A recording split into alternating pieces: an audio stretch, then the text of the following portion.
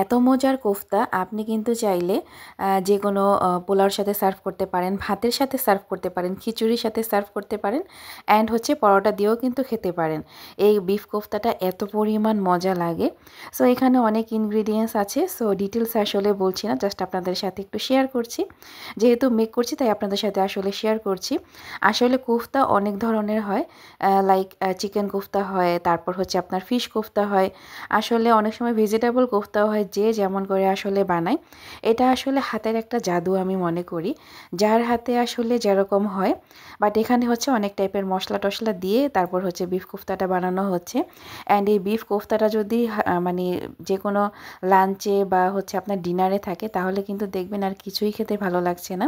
Specially হচ্ছে আপনি এটা পোলাওটা দিয়ে খেতে মানে এত পরিমাণ মজা লাগে, আসলে পোলাও দিয়ে খেলে বুঝতে পারবেন কী পরিমাণ মজা লাগে। এটা কিন্তু আপনি চাইলে যে কোনো আপনার মেহমান আসলেও কিন্তু আপনি সার্ভ করতে পারেন, অ্যান্ড হচ্ছে আপনি ঈদের সময়ও কিন্তু এটা করতে পারেন। অ্যান্ড হচ্ছে আপনি কোনো বার্থডে পার্টিতে বা যে কোনো একটা অনুষ্ঠানে যদি আপনি পোলাওটা রান্না করেন, সেক্ষেত্রে হচ্ছে আপনি খিচুড়িও যদি তৈরি করেন, সেক্ষেত্রে হচ্ছে এটার সাথে কিন্তু এটা সার্ভ করতে পারেন। And this kofta is so flavourful, আসলে না খেলে বুঝতে পারবেন না কী পরিমাণ যে একটা ঘ্রাণ আসতেছে। আসলে আমি তো খেয়েছি তাই আসলে আমি বলছি, মানে আমার এখনও মুখে লেগে আছে সত্যি কথা। অ্যান্ড লুক অ্যাট দ্যাট, গ্রেভিটা কি সুন্দর হয়েছে, দেখলেই খেতে ইচ্ছে করছে। অ্যান্ড এখানে অনেকগুলো আসলে বানানো হয়েছে। অ্যান্ড আপনাদের সাথে ছোট্ট একটি টিপস শেয়ার করি, সেটা হচ্ছে আপনারা যদি এই কোফতাটা একটু ডিপের মধ্যে রেখে তারপরে হচ্ছে ভাজেন, এতে করে কিন্তু ভাঙানোর সম্ভাবনা থাকবে না, এতে করে সুন্দর গোল গোল হয়ে কিন্তু ভাজা হয়ে যাবে। অ্যান্ড আপনারা যারা একদম এক্সপার্ট রান্না করাতে, তাদের হাতে আসলে এরকম ভাঙেও না, বাট যারা নতুন রাঁধুনি তারা আসলে এক্ষেত্রে হচ্ছে একটু ডিপের মধ্যে রেখে এই তো 10 থেকে 15 মিনিট রেখে তারপরে হচ্ছে যদি ফ্রাই করেন তাহলেই হয়ে যাবে, দ্যাটস ইট। এতে করে আর ভাঙার কোনো সম্ভাবনা থাকবে না। এই যে দেখেন গ্রেভিটা এত সুন্দর একটি ফ্লেভার আসছে, মানে কি বলবো। তারপরে কোফতাটা দেওয়ার পর আসলে খুব বেশি একটা নাড়াচাড়া করা যাবে না, এতে করে কিন্তু ভেঙে যাওয়ার একটি সম্ভাবনা থাকে।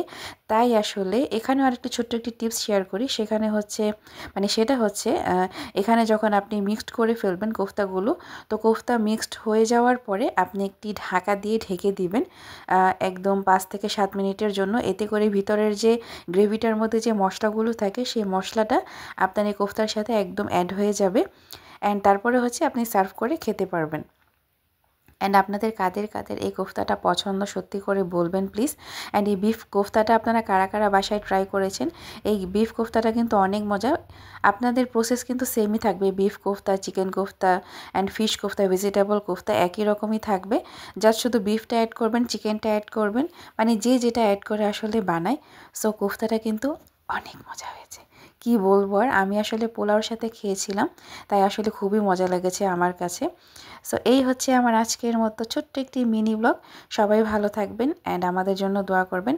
অ্যান্ড আমার ভিডিওটা কেমন হয়েছে অবশ্যই কমেন্ট করে জানাবেন। আমার চ্যানেলে কিন্তু অনেক সুন্দর সুন্দর ভিডিও আছে, আপনারা চাইলে দেখতে পারেন। সো আজকের মতো এখানেই বিদায় নিচ্ছি। আল্লাহ হাফেজ, টাটা।